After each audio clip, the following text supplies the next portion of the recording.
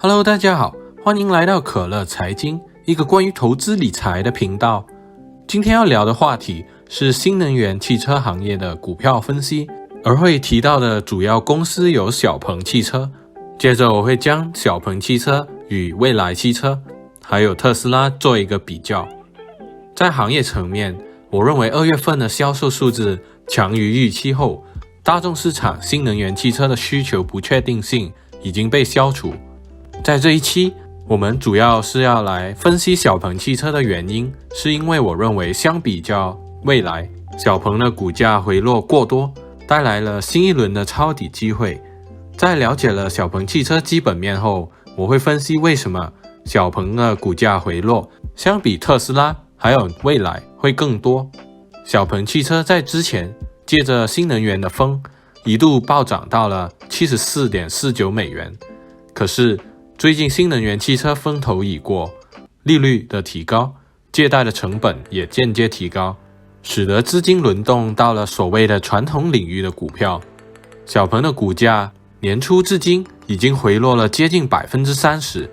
小鹏是中国领先的智能电动汽车制造商，其主要的业务包括有设计、开发、制造和营销智能电动汽车。该公司成立于2015年，其愿景是通过自动驾驶、智能连接以及核心车辆系统的创新，将智能电动车带给中国的消费者。小鹏目前主要销售的2款汽车有 SUV 款式的 G3， 还有4门运动轿车的 P7。 接下来我们来看看2021年第一季度销售业绩的更新。管理层提到，他们对先前的第一季度销量指导很满意，并且他们看到在农历新年之后的订单变得更加强劲，目前每周的订单数量回到了1月份的水平。接着让老林来带大家了解小鹏的基本面分析。目前需要了解小鹏汽车主要有7个板块，那就是第一，碳化硅 SiC 芯片。小鹏开始部署2022年交付的第4个型号的 SiC 芯片。SiC 芯片的功率转换效率高于 IGBT， 管理层相信通过改用的 SiC 芯片，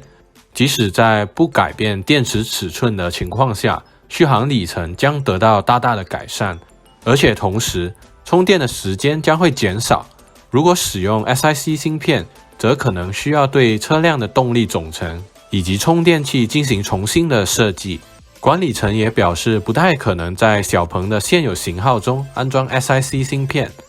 小鹏2022年的第4款车型将是可以与 BMW X5 媲美的大型 SUV。 随着 ADAS 和芯片技术的发展日新月异，该公司的目标是用一个预计在2023年推出的全新平台来替代他们构建的 G3 的平台。该全新的平台预计将在2023年推出，然后再发布基于该平台所构建的新模型。该公司也计划在每个产品推出后大约2年内进行中期的升级。第二，利润率的驱动因素。小鹏汽车的3个利润率驱动的因素主要有硬件、软件以及内容的货币化。长期而言，整体的利润率目标超过 20%。 对于硬件，他们的目标是在2021到2022年内达到 10% 到 15% 的利润率，而软件利润率很大程度上取决于附加率。那什么是附加率呢？举个例子，小鹏汽车目前对 Xpilot 3.0 收取2万元人民币，而 P7 的平均售价为人民币25万元，软件的汽车毛利率为 8%。如果软件的附加率为 20%， 则该软件的利润率会导致整体利润率增长了 1.6个百分点。随着有更高端的版本软件的发布，他们也将相应的提高价格，并且有助于提高利润率。从中期来看，内容的货币化将会进一步推动整体的利润率。现在小鹏已经开始提供此类的内容，例如按月订阅高质量的车内音乐。不过我认为目前他们还没有达到可以利用内容来获利的规模。第3个方面，电池以及芯片的供应的更新。目前电池的供应仍然充足。在宁德时代上的 NCM 电池有一条小鹏专用的生产线，他们最近还从宁德时代添加了一条新的专用 LFP 电池生产线。关于 LFP 电池，管理层提到他们已经将 LFP 电池版本的 P7 零售价降低了2万元人民币，而用 LFP 替代 NCM 电池的成本降低的幅度超过了2万元人民币。这表明 LFP 电池版本的 P7 将使整体的利润率受益。在3月3日推出的 LFP 电池版本模型之后，它占有 P7 的新订单量的 20%， 它也占有 G3 新订单量的 10%。 在客户订购的 LFP P7 版本中，有 50% 的客户选择了支持 XPilot 3.0 以及一些高端的配置，这很有可能意味着越来越多的客户购买该 XPilot 3.0 的软件，并且提高整体的利润率。对于芯片，顶级芯片制造商的供应现在目前还是相当的稳定，而较小的2级芯片制造商则面临着压力。该公司目前对未来2-3个月内的芯片供应量仍然充满信心。第4个方面，那就是我个人认为小鹏汽车的主要卖点 ADAS 软件、数据收集以及激光雷达。目前小鹏汽车内部开发了全站软件，包括了感知传感器的融合、本地化、行为计划以及所有算法，而没有在软件方面使用任何第三方的供应商。在此基础上，小鹏将能够从全国的高速公路上的汽车收集真实的用户数据，而其他的同行只能够从受限的区域中的测试车辆收集数据。这些数据非常有价值，其中包含了大量的极端案例和用户接管案例，这可以不断的加速小鹏软件的创新。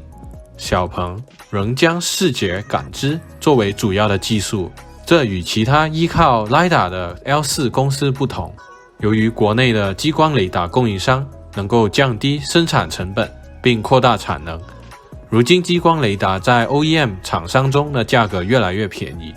激光雷达可以为基于视觉的感知提高安全性，原因有2个。第一，激光雷达非常擅长的检测物体，并且测量距离和尺寸，可以为有局限性的摄像机作为互补的功能。第二，强大的数据收集能力可以加速基于视觉的感知技术的数据训练。小鹏的 ADAS 软件和特斯拉的 FSD 解决方案可能是中国市场上最先进的系统。尽管有许多同行在该领域进行研发，但是我相信小鹏的技术仍然比其他的同行领先1到2年。小鹏与特斯拉相比有2个主要的差异，那就是第一，小鹏将在未来的模型上部署激光雷达，而特斯拉则不会。第二，小鹏一直在使用 AMAP 由阿里巴巴支持所提供的 HD 高清地图，该地图可以为车辆提供更好的定位能力，并且具有超越基于视觉的感知能力。而我们要了解的第5方面就是海外扩张的总体规划以及面临的挑战。到目前为止，小鹏已经向挪威出口了3批 G3 的模型。那为什么他们会选择挪威呢？因为该国已经具有非常高的电动汽车普及率，他们将利用在挪威所获取的经验，并研究未来可能会进入其他欧洲国家的可能性。对于 ADAS 而言，小鹏汽车目前仅在中国被证明具有很高的自动驾驶水平，而管理层表示，如果他们想要将其扩展到海外，则需要克服一些挑战，包括他们可能没有该地区的高清地图、数据收集的问题，以及当地法规的问题。第6，制造的优势。肇庆工厂是高度自动化的工厂，涂装以及焊接的自动化率达到了 100%， 整体自动化率达到了 95% 以上，这很大程度上确保了产品质量的一致性。目前小鹏的生产质量水平已经接近了中国合资品牌的水准。第7，